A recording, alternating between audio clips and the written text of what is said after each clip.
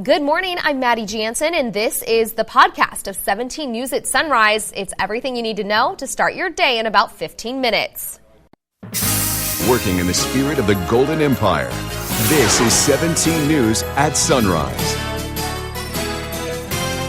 Good morning. America's vaping crisis continues to grow, and here in Kern County, another person is hospitalized. The common thread among many of those who are getting sick coming up.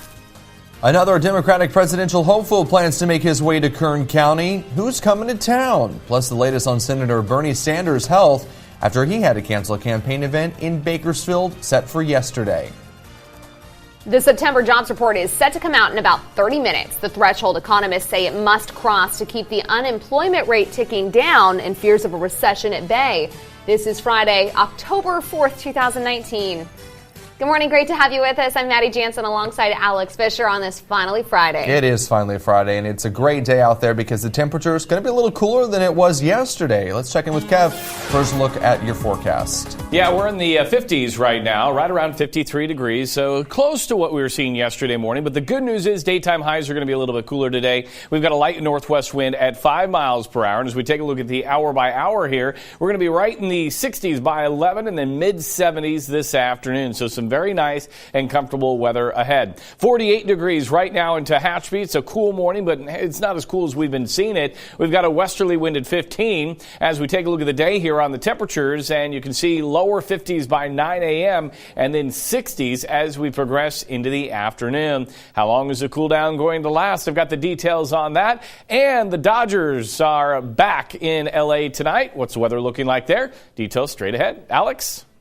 I'll definitely need that forecast, Kev. All right, taking a look at your morning commute now, and here's a look at 99 at Airport Drive, and it's looking pretty clear on that side of town.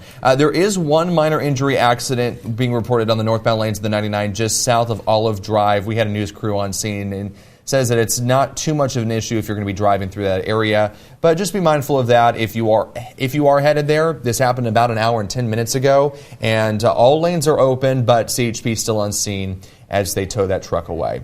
We'll have another check of your commute coming up in about 15 minutes.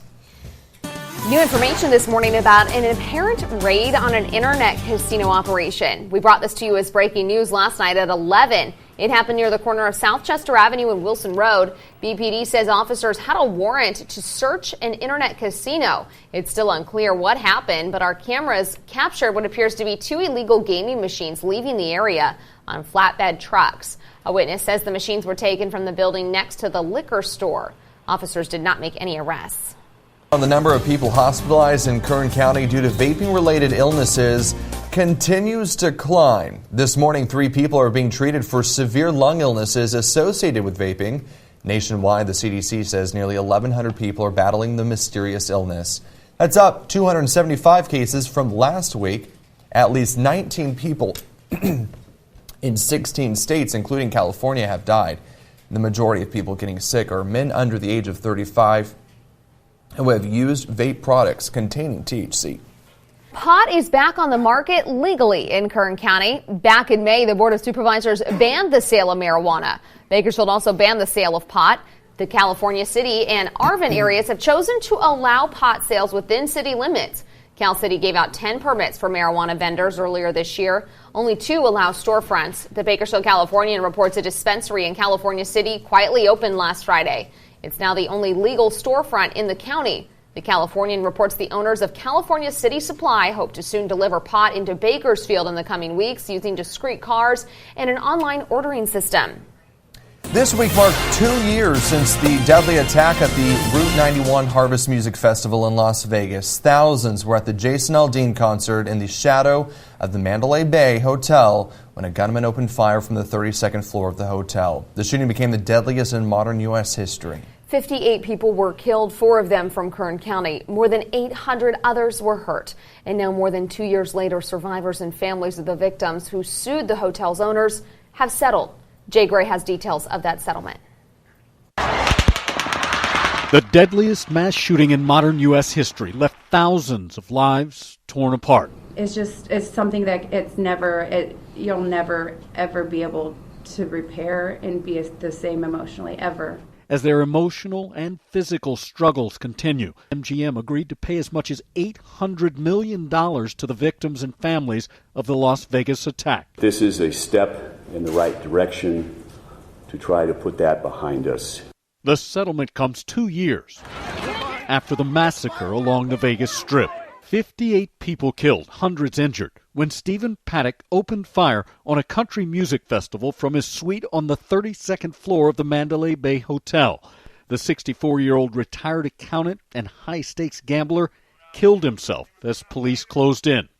Investigators found 23 assault-style weapons and a cache of ammunition in his room, a discovery that prompted hundreds of lawsuits from families of the victims, claiming MGM, which owns Mandalay Bay, failed to prevent Paddock from bringing the guns and ammo into the hotel. In a written statement, the company says, "Our goal has always been to resolve these matters so our community and the victims and their families can move forward in the healing process." MGM has stepped up and done the right thing. An independent auditor will distribute the funds, a process expected to take a year or more. Jay Gray, NBC News. It's hard to believe, but today marks 3 months since the ground first shook the communities of Ridgecrest and Trona just after 10 a.m. on July 4th. What we thought was the strongest earthquake to hit Southern California in 2 decades rattled Kern County and beyond. It was a magnitude 6.4 quake.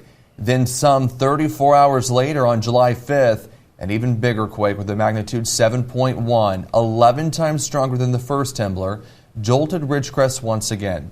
Remarkably, there were no deaths or reported serious injuries in Kern County, though it is believed one man in Nye County, Nevada, was killed in the quake when his car was knocked off its jacks. Kern County officials say the damage could have been much worse. Ridgecrest and the surrounding areas have made significant strides toward a successful recovery, but the ground continues to shake. In the last month, we've seen more than 50 aftershocks in the area with a magnitude of 2.5 or greater. Take a look at this map that updates in real time. These are the aftershocks that we've seen in the last 10 days. Remember, seismologists said aftershocks 4 months after the quakes would be normal. Meantime, Shelter of Hope is coming to Bakersfield. The event aims to educate people about disaster response. Shelter of Hope is a fully functional emergency shelter complete with beds and first aid stations. This way people can get a sense of what exactly would happen in an emergency if people ever needed help from Red Cross. The event is happening tomorrow from 9 to 6 at the marketplace. You know, and they're really looking for volunteers, they say. They're really hoping that some people here in Bakersfield can come out and sign up to be a volunteer. And sometimes we think of the Red Cross as responding just to those natural disasters. But they say they also respond to people when their home catches fire or anything that when people need help, they're there. That's a big thing here locally. All right, well, still ahead, a major change coming to the nation's second busiest airport.